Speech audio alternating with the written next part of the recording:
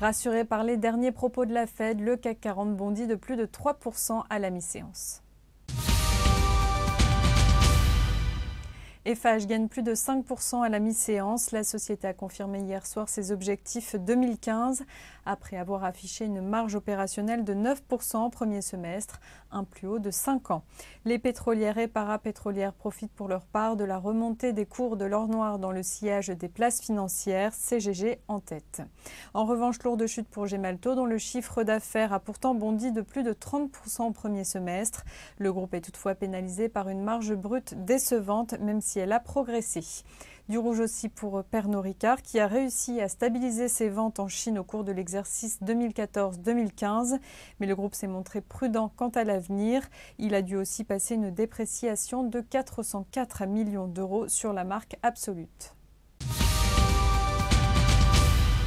On s'arrête sur Bouygues dont le titre bondit de plus de 6% ce midi. Le groupe de BTP a pourtant fait état d'une perte nette de 42 millions d'euros au premier semestre. À 15,1 milliards d'euros, son chiffre d'affaires recule aussi de 1% en comparaison de la même période 2014. En revanche, les investisseurs saluent le relèvement d'objectifs sur la filière télécom. Après plusieurs années difficiles qui ont fait suite à l'arrivée de Free sur le marché du mobile, le groupe vise désormais une hausse de l'EBITDA à 750 millions d'euros alors qu'il l'espérait stable jusqu'ici.